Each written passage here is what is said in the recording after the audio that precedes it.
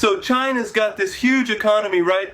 It's like if your whole life's achievement was a giant balloon and then it starts deflating because someone thought it'd be fun to poke it with the investment needle. They've built cities, entire cities, where nobody lives. It's like throwing a party and forgetting to invite people. Or worse, inviting them and nobody shows up because, well, it's a ghost town and everyone's money, poof, gone. Like investing in a diet plan based solely on wishful thinking. Oh, you bought an apartment? Cute. It's in a city that doesn't exist, but hey, it's the thought that counts, right? And the cherry on top, the one-child policy. It's like planning for a future where everyone's an only child, forgetting they'll have to support 10 times their weight in elderly relatives. It's a comedy, except nobody's laughing. Well, maybe just a nervous chuckle as they check their investment portfolios. So, you're like a cheetah on Tinder, right? Sprinting after this rabbit that's basically every match you've ever hoped for. And there's your buddy, another cheetah, tailing you, both eyeing the same prize. It's like, bro, this is a love race, not a buddy cop movie. That rabbit? Dodging swipes like it's dodging rent. It's like watching myself get outplayed in slow-mo. If this chase was a job, we'd all be filing for unemployment. Moral of the story: sometimes you're the cheetah, sometimes you're just the second-place wildlife documentary star.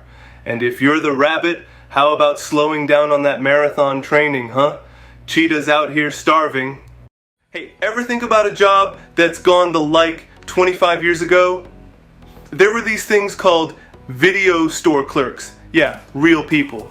In real stores. With real movies on shelves. Mind-blowing, right? Back then, movie knowledge was a skill, not just a Google search. Clerks were like, you liked The Terminator? Here, try RoboCop. It's like The Terminator, but with more bureaucracy. And remember actually walking into a store? There were other humans there. You'd talk, laugh, sometimes even disagree about whether Rocky Ford was cinematic genius or just a 2-hour music video. These clerks were like the wise old wizards of the movie world. You liked Speed? Try Die Hard. It's like Speed, but in a building.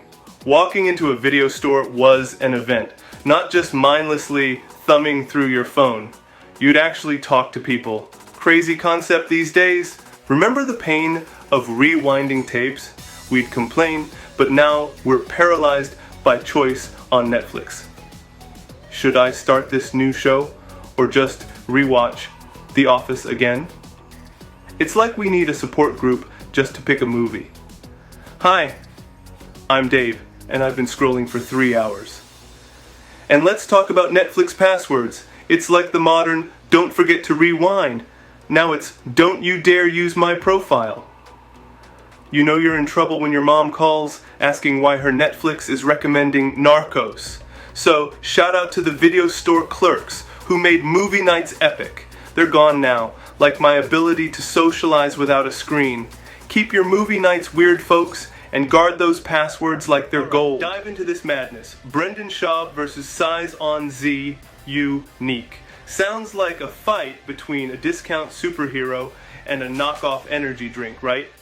So, Brendan's crying copyright over Size's vids, but honestly, it's like comparing apples to weirder, funkier apples. Court says Size's trashing Brendan is fair use. Fair use? More like who cares use, right? The judge basically tells Brendan, chill man, your stuff's not that original. And Size, this dude's just out here making the internet a weirder place and gets a win for it. Moral of the story? If you're gonna sue someone, make sure it's not over making fun of you. It's like yelling at a clown for honking his nose at you. In the end, Size on Z's walking away like he just won a game nobody knew we were playing. Class. So there's this dude, right? He's a soldier, but not your average Joe with a rifle. This guy's Iron Man meets DoorDash. Picture him zipping over the ocean, delivering who knows what. What's he got in the box? A burrito for Poseidon? And here's the best part.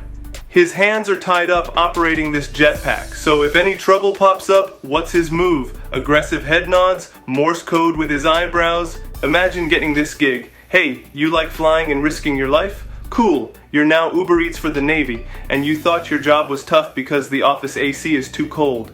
This guy's dodging seagulls and still has to worry if he forgot the extra soy sauce. There's this woman, Mariah, with a tongue so ridiculously long, it's like nature looked at her and said, let's just goof around a bit. She's on TikTok using this thing like it's a party trick that evolution gave her just for laughs. I mean, we all have tongues, right? We taste, we talk, maybe do that annoying blah when we're bored. But Mariah, she's out there turning her tongue into an internet circus act. She stretches it, twists it, does this insane move where it's like her tongue's giving a pep talk to her uvula. Watching her do these tongue acrobatics is like realizing you've been driving a minivan in a Formula One race. Seriously, her tongue could probably have its own reality show, and we'd all tune in, feeling slightly inadequate with our mundane mouth muscles. Alright, imagine this. Hercules is geared up to bench press 400 pounds like it's no biggie. But then, on his right, there's this poor bloke trying to spot him with a measly 200-pound dumbbell, struggling like he's lifting a mountain. On the left, another dude tries to hoist a 200-pounder, but it sends him tumbling like a stack of dominoes. And then, there's this guy in the back, all tough, in his black sleeveless tee, who pretends to rush in for the rescue, but chickens out halfway. It's like watching a sitcom unfold in the gym. Alright folks, we're tuning into Pop the Balloon or Find Love, and it's already a riot. Mukio's like, Gary, nah, poppin' that balloon. Then she hits us with, you sound like Pop Smoke in the morning. Host's like, why Gary Mukio? She's like, SpongeBob vibes don't jive with Mukio and Gary. Fair point, Mukio, fair point. Host turns to Gary, asks if Mukio's his type. Gary's like, nah, not feeling it. Then he starts backpedaling, compliments her chocolate skin, but throws shade at her face. Mukio's probably like, thanks for the ego boost, Gary. Tough crowd, folks, tough crowd.